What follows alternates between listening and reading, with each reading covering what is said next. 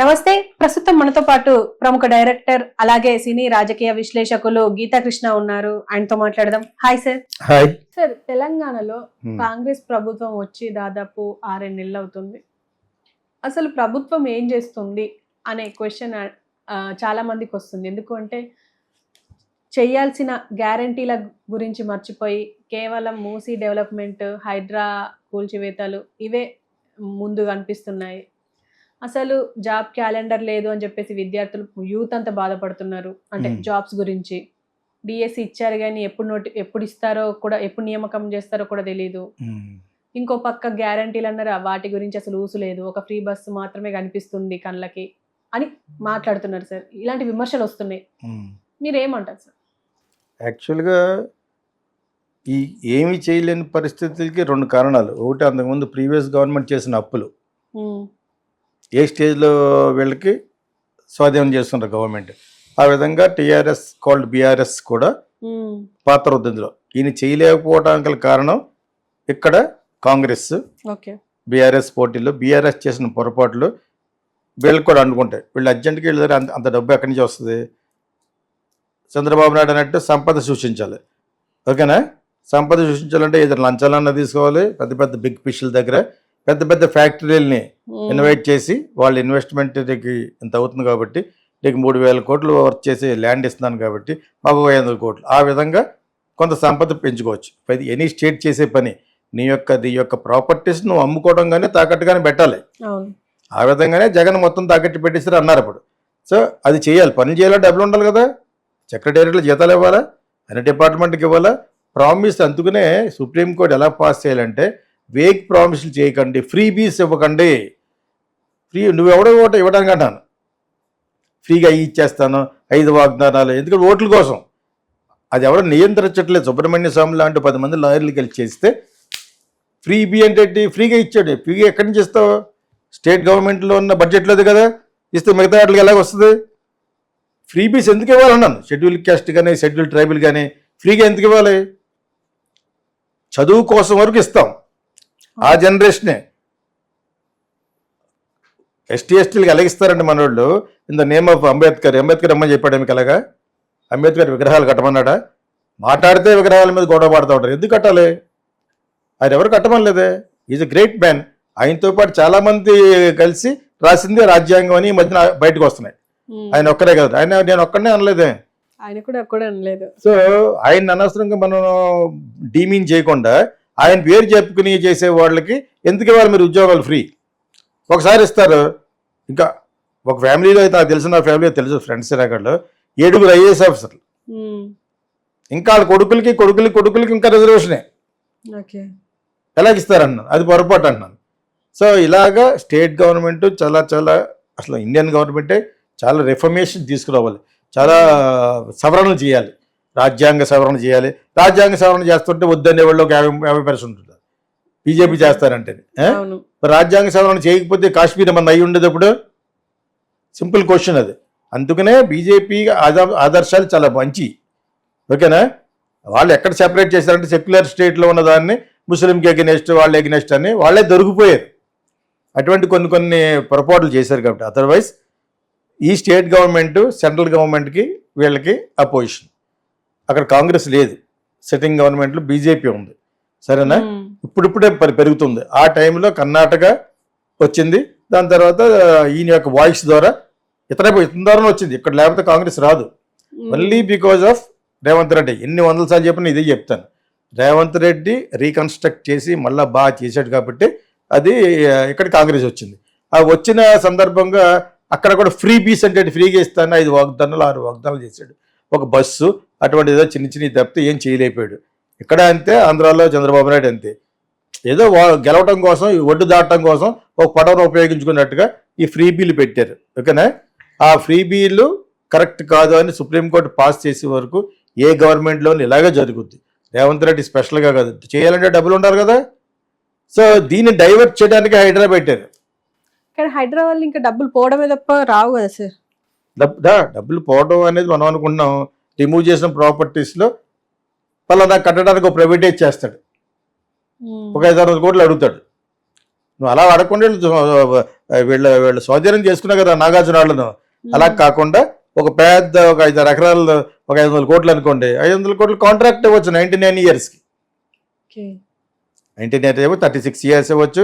ఇక్కడ అంత పెద్ద ప్రాఫిట్లో ఒక 1000 కోట్లు పెట్టాలంటే you have to give for 99 ఇయర్స్కి. అలా ఇచ్చిన ప్రాపర్టీస్ ఉంటాయి. ఇంకా చాలా ఉంటాయి. గవర్నమెంట్కి ఆ ప్లాన్ ఆఫ్ యాక్షన్కి ఇవ్వడానికి ఎంతమంది బిజినెస్ మేధావులు ఉంటారు బ్యూరోక్రాట్స్లోనే, కమర్షియల్గా ఐడియాస్ ఇవ్వమంటేనే. అవి హైడ్రా వలన జనాలు బాధపడేది ఎక్కడ?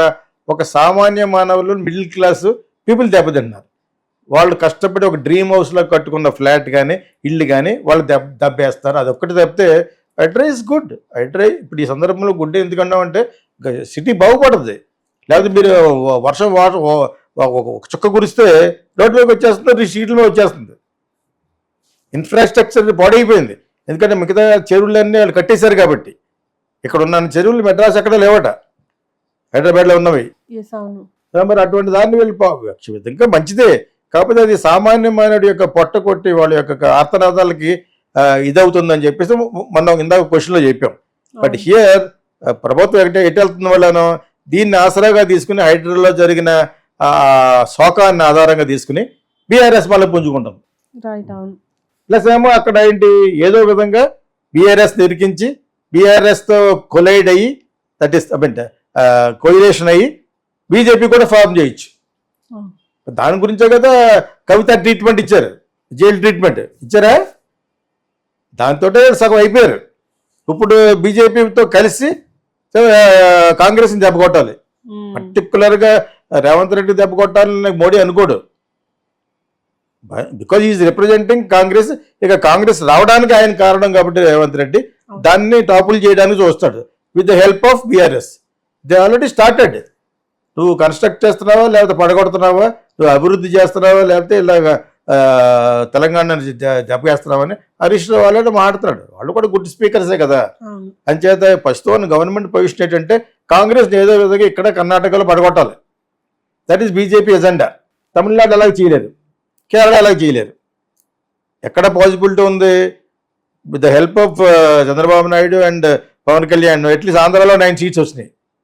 అసలు ఆంధ్రాలో బీజేపీ అనేది ఉంటుందని నాకు అసలు తెలీదు, వస్తుందని. మరి వాళ్ళ ప్లాన్ కరెక్ట్, వాళ్ళే కరెక్ట్ మనకంటేనే ప్లాన్ వేశారు. చంద్రబాబు మన పవన్ కళ్యాణ్ పట్టుకున్నారు. పవన్ కళ్యాణ్ అంటే ఏంటి? కాపుల కమ్యూనిటీ అంతా పట్టుకున్నట్టు లెక్క.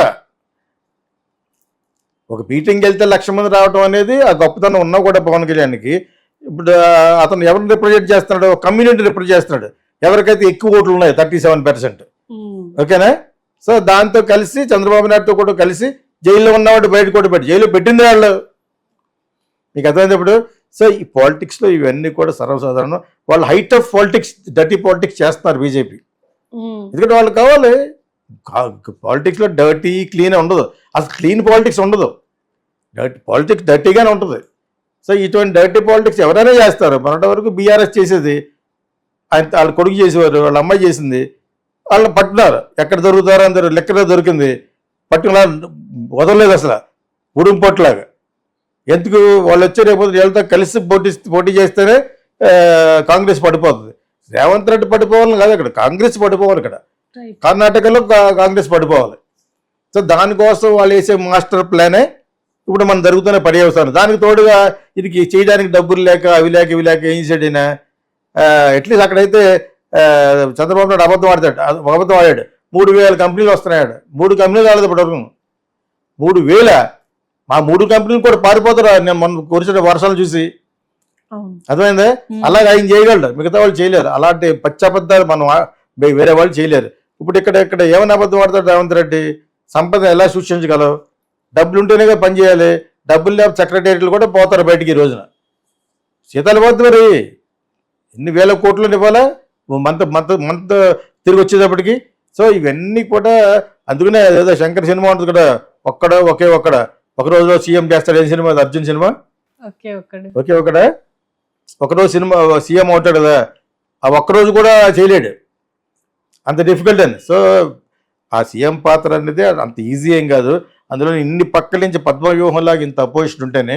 బట్ అక్కడికి కూడా maximum Revanth Reddy is trying to do. కానీ ఎలా చేయగలడు? డబ్బులు ఉండాలి. సెంట్రల్ గవర్నమెంట్ బడా భయ్య అన్న కూడా ఎక్కడైనా మావ అని కానీ వంగ తోట కూడా మావ అనొద్దన్న టైపు అర్థమైంది మీకు. ఎవరెవరు బొడ్డి గారికి కూడా తెలీదా ఇతనికంటే వయసులో 20 ఏళ్ళు పెద్దోడు, మ్యాక్సిమం 20 ఏళ్ళు పెద్దోడు ఆయన వీళ్ళ ఇద్దరికంటేనే.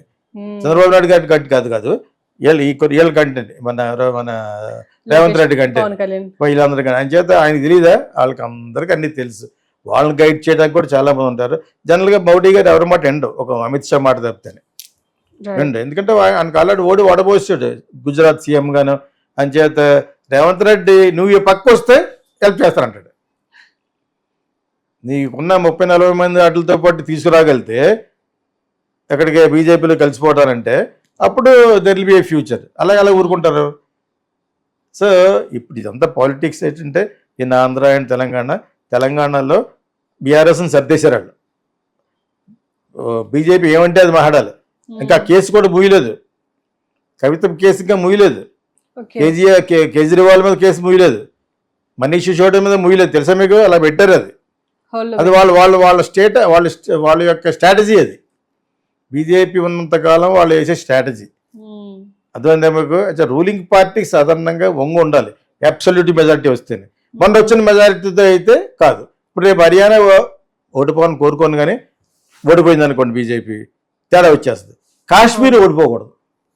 కాశ్మీర్ మటుకు బీజేపీ ఎందుకు రావాలంటే లేకపోతే వాళ్ళ జులుం పెరిగిపోయి అక్కడ చాలా దరిద్రమైన పాలిటిక్స్ అక్కడ. అసలు అక్కడ ముస్లిమ్స్ అనుకున్న వాళ్ళే టెర్రరిస్టులని పోషిస్తూ ఉంటారు. అసలు కాశ్మీర్లో వీళ్ళ విజయమే బీజేపీకి మంచి పేరు ఇంటర్నేషనల్గా. ప్లస్ ఒక 6 నెలలు no internet nothing, house arrest చేసి పడేశారు. దుర్భరం లైఫ్ రాదు నీకు. మళ్ళీ అక్కడికి శ్రీనగర్ దాటి వెళ్ళిపోతే వస్తుంది తప్పితే అక్కడ రాదు. ఆ విధంగా వాళ్ళని బంధించేశారు. దానికి BJP correct. I really wish BJP should come back to the power by what ever means. And especially కాశ్మీర్లో ఓడిపోకూడదు బీజేపీ. మరి ఎలా జరుగుతుందో తెలీదు. వాళ్ళే చాలా సంకటంలో ఉన్నారు ఈ టైంలో. ఇక్కడ తెలంగాణలో ఒక విధంగా మళ్ళీ అకౌంట్ ఓపెన్ చేయాలని చూస్తున్నారు. మళ్ళీ ఆంధ్రాలో మళ్ళీ డెవలప్ అవ్వాలి. ప్లస్ ఆల్సో కర్ణాటకలో మళ్ళీ దే వాంట్ టు రీగెయిన్. ఒకప్పుడు కర్ణాటకలో